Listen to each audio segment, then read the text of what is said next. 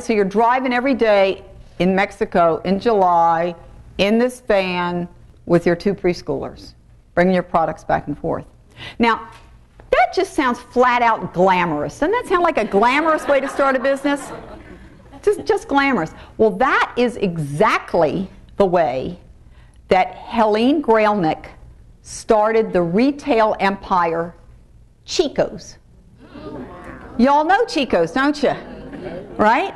Right, and you thought it just like popped up there, right? Some woman was there to start it, right? And she started from the ground up, just like a lot of you. You know, I mean, she had absolutely nothing. She had nothing but a dream and the willingness to work to make it happen. You know, Helene told me that when they first started, they were so broke that she couldn't even afford bags with the Chico's name on them. Now they've got great bags, don't they? But she couldn't even afford bags with the Chico's name on them. So she had her 2 preschoolers, Rio and Sarah, sit down at the kitchen table with plain brown bags and their big fat crayons, and they wrote Chico's on hundreds of these plain brown bags. And you'll love the way they came up with the name. They were trying to figure out a name for the store, and they had a friend who had a bilingual parrot. So this is a parrot who spoke English and Spanish, right? And of course the parrot's name was Chico. So they're having this debate over what to name the store, and little Rio and Sarah said, "Oh, let's name it after Chico the parrot." So they did. They did.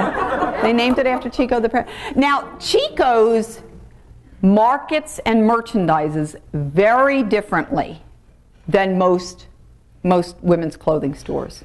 You know, I could tell you, but let me see a show of hands. How many of you shop at Chico's? Raise your hand. My whole outfit today is Chico's. Her whole outfit today is Chico's, right? Right. So that's a lot of hands. So rather than me telling you, I want somebody raise their hand and tell me what it is that Chico's does in marketing or merchandising that is different. Yes. Because I can say I'm a size 2. That's right. That's right.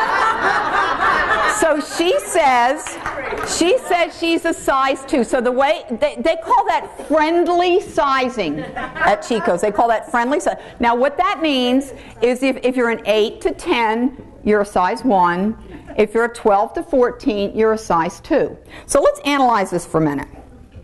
I go into a department store, and in some brands, bless them, I'm a size 10. Most things I'm a size 12. Sometimes I'm a 14, and you know I'm not going to buy that, right? Just because it's a 14, I'm not going to buy that. I'm not going to. So why not just tell me I'm a size 2 and make me happy? Right? Why not just tell me I'm a size 2 and make me happy?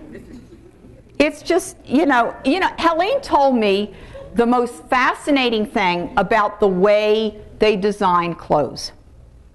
They actually bring a group of customers together, sit around a table, and they pose a scenario for them.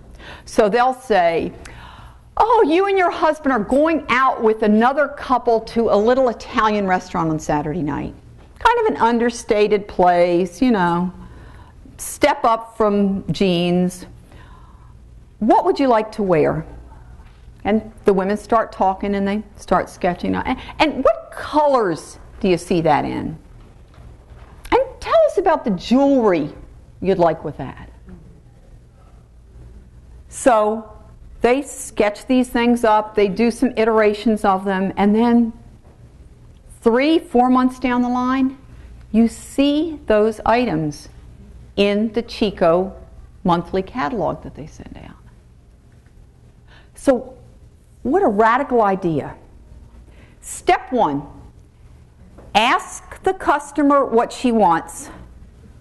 Step 2, give it to her.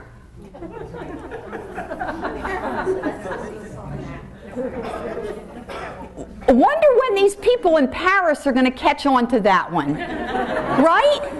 Ask the customer what she wants, give it to her. You know, these pants I have on are Chico's. They call these travelers, and that is such a great... My husband calls these my outside pajamas.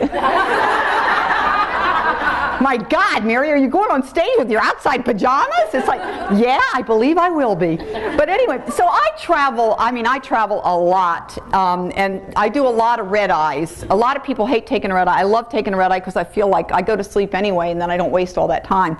But anyway, so of course I'm always wearing my outside pajamas.